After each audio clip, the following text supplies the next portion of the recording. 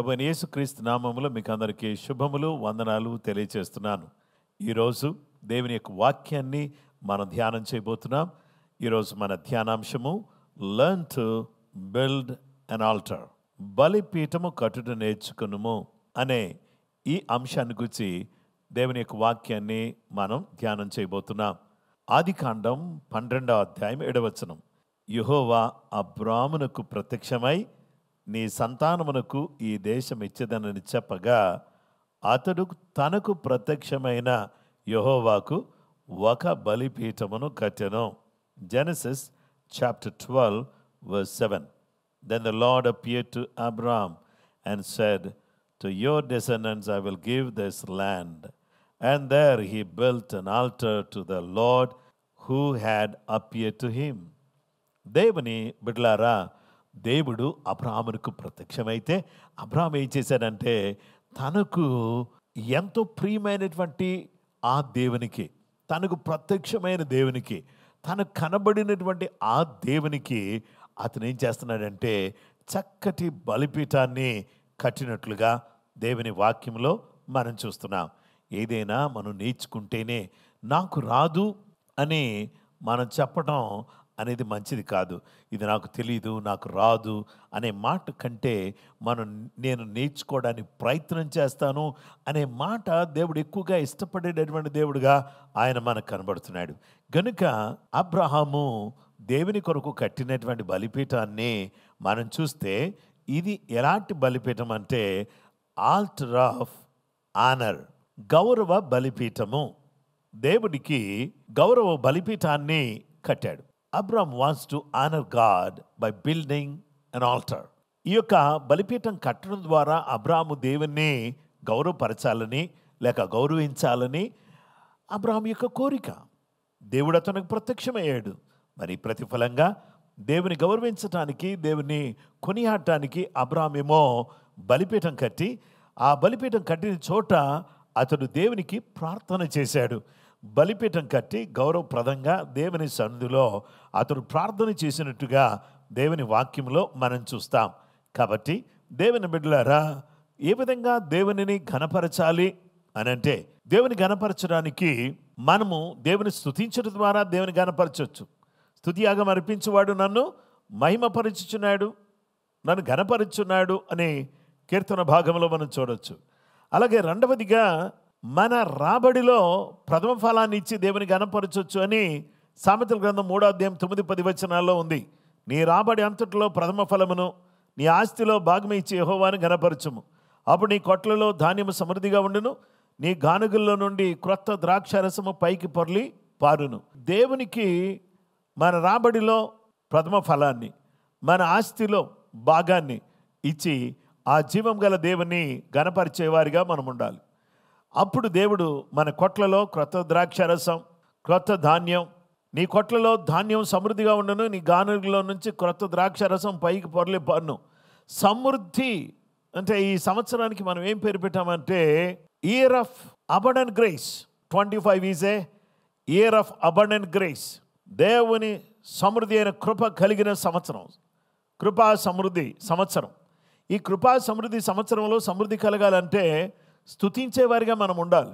రెండవదిగా దేవునికి మనం 10వ భాగం ఇచ్చేటటువంటి వారిగా ఉంటే మన దేవుడు మనల్ని తృప్తిపరుస్తాను అని చెప్పి దేవుడు తన యొక్క వాక్యం ద్వారా దేవుడు మనతో మాట్లాడుచున్నాడు.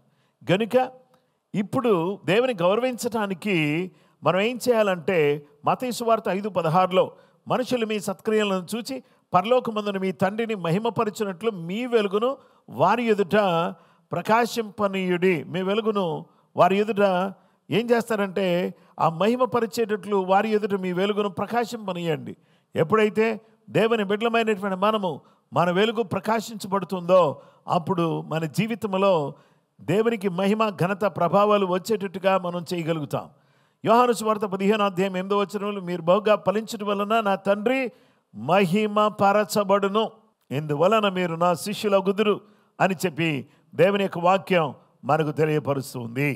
పరిశుద్ధ గ్రంథాన్ని మనం చూస్తే దేవుని బిడ్డలారా, అబ్రాహాము దేవుని నమ్మటాన్ని బట్టి దేవుని సముఖంలో అతడు బలిపీఠమును కట్టి దేవునిని ఘనపరిచినటువంటి వాడిగా అబ్రాహాం మనకు కనబడుతూ ఉన్నాడు. ప్రభు బిడ్డలమైనటువంటి మనమందరం కూడా ఆలోచన చేయాల్సిన గొప్ప విషయం ఉంది. ఏంటంటే అది ఆయన సన్నిధిలో ఉన్నటువంటి మనమందరం కూడా మనం చేయాల్సిన ప్రాముఖ్యమైనటువంటి విషయం ఏంటంటే ఆయన అడుగుజాడల్లో మనం నడవడం ద్వారా, ఆయన సన్నిధిలో మనము గడపడం ద్వారా మనము ఆయనను గౌరవించవచ్చు అనే విషయాన్ని దేవుడు మనకు తెలియపరుస్తున్నాడు. ఇక రెండవదిగా learn to build an altar of fellowship.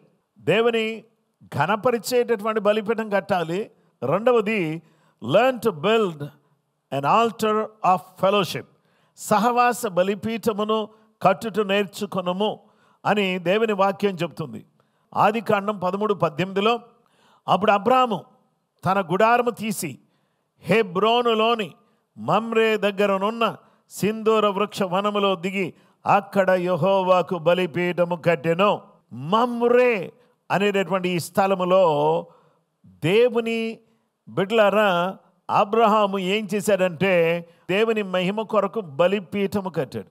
హెబ్రోను అనగా స్నేహము, హెబ్రోను అనగా సమూహము, హెబ్రోన్ అనగా స్నేహితుడు. దేవునితో స్నేహం చేయటానికి అబ్రహాము దేవుని నమ్మినవాడై దేవుని ఘనపరుస్తూ దేవుని కొరకు అతడు చేసిన పని ఏంటంటే చక్కగా బలిపీఠమును కట్టాడు. దేవునితో సహవాసం చేయడం ప్రారంభించాడు. హల్లెలూయా. మమ్రే దగ్గర అతడు సహవాసం ప్రారంభమైంది.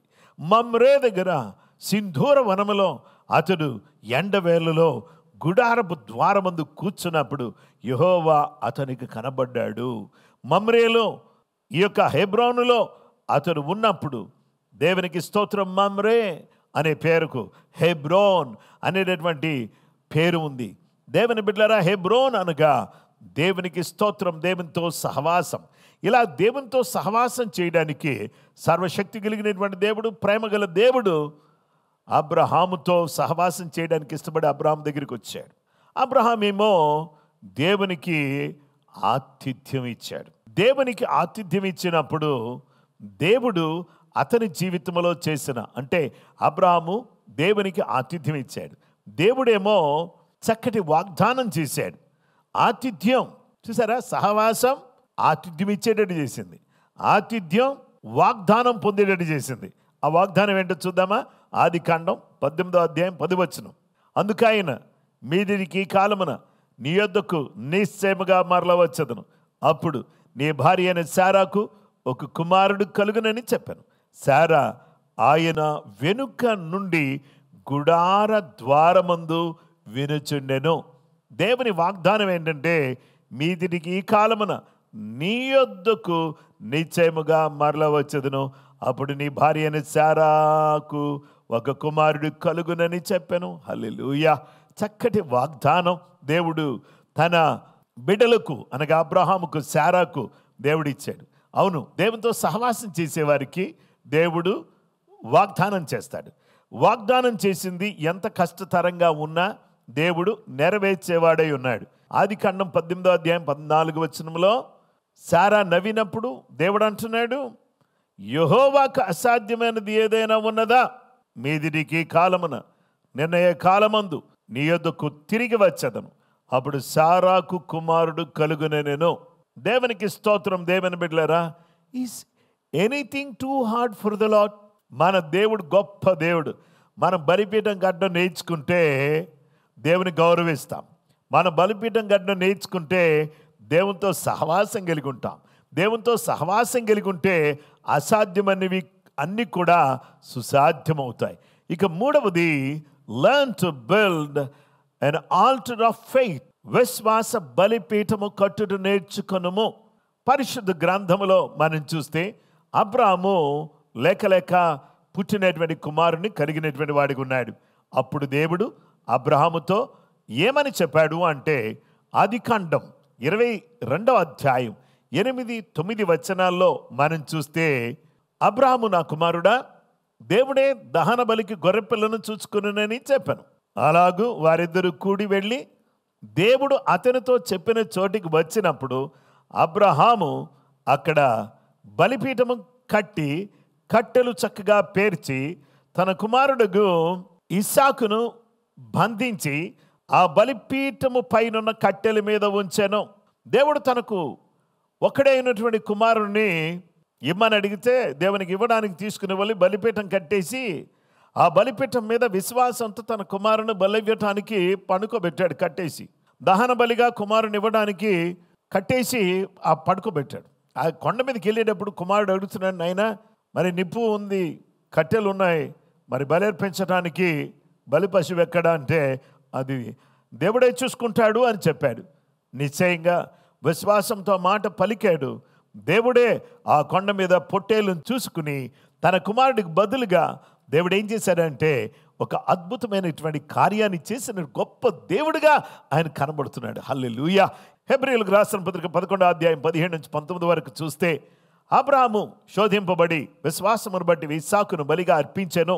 ఎవడు ఆ వాగ్దానములు సంతోషముతో అంగీకరించెనో ఇస్సాకు వలననైనది నీ సంతాన బనబడును అని ఎవరితో చెప్పబడినో ఆ అబ్రహాము మృతులను సహితము లేపుటకు దేవుడు శక్తిమంతుడని ఎంచిన వాడై తన ఏక కుమారుని అర్పించి ఉపమాన రూపముగా అతని మృతుల్లో నుండి మరలా పొందెను.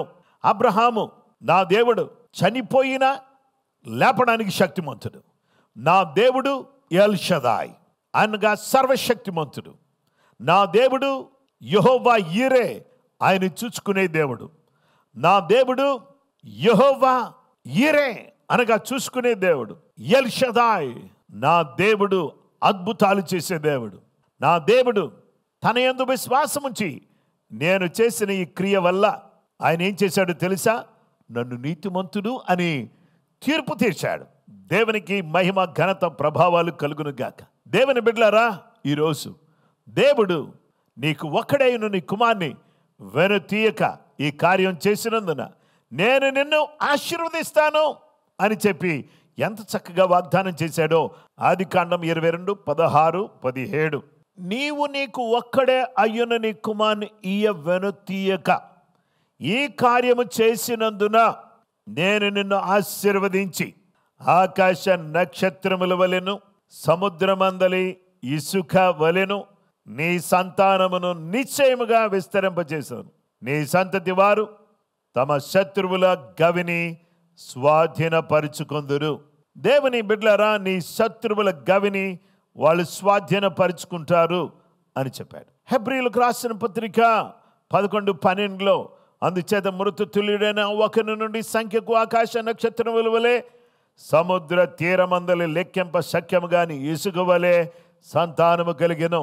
నక్షత్రాలు ఇసుక ఈ విధంగా లెక్కకు మించినటువంటి గొప్ప కార్యాన్ని దేవుడు చేసి సంఖ్యకు మించిన అద్భుతమైన కార్యాన్ని దేవుడు చేసుకుంటూ వచ్చాడు. Learn to build an altar. ఏ విధమైనటువంటి ఆల్టర్ మనం కట్టాలి? we need to build an altar of honor. దేవుని గౌరవపరిచేటటువంటి ఘనపరిచే ఆల్టర్ను మనం కట్టాల్సిన వారుగా ఉన్నాం. బలిపీఠాన్ని కట్టాల్సిన వారుగా ఉన్నాం. we need to build an altar of fellowship. మనం సహవాస బలిపీఠాన్ని కట్టాలి. మూడవది విశ్వాస బలిపీఠాన్ని. learn to build an altar of faith. దేవుని వాక్య భాగంలో మనం చూస్తే విశ్వాస బలిపీఠాన్ని కట్టాలి.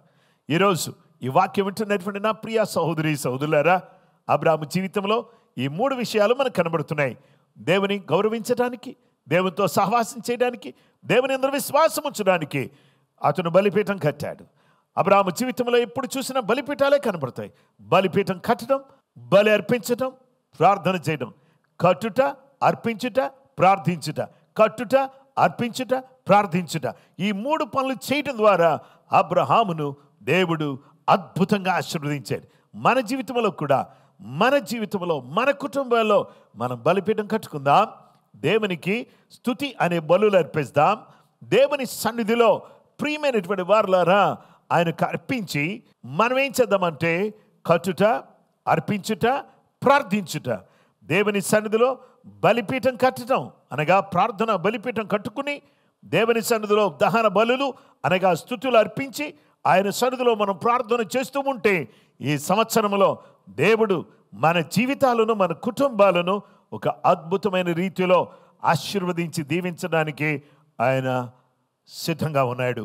అలాగూ దేవుడు తన కృప, తన సహాయం, తన ఆశీర్వాదం మనకు సమృద్ధిగా దయచేసేటట్టుగా మనం ప్రార్థన చేసుకుందాం.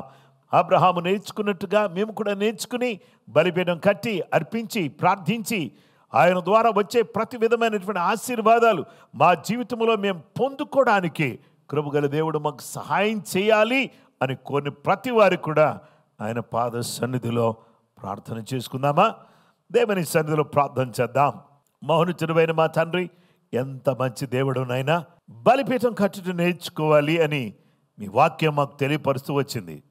దేవా, నిన్ను గౌరవించే బలిపీఠం, నీతో సహవాసం చేసే బలిపీఠం, నీ అందరి విశ్వాసం కలిగినటువంటి బలిపీఠాన్ని కట్టుకుంటూ అర్పిస్తూ ప్రార్థిస్తూ నీ కొరకు జీవించడానికి సహాయం చేయండి. కట్టుకొనుచు అర్పించుచు ప్రార్థించుచు ఈ 3 పనులు చేసి అద్భుతమైన కార్యాలు, ఆశ్చర్యమైన కార్యాలు మేము పొందడానికి సహాయం చేయండి.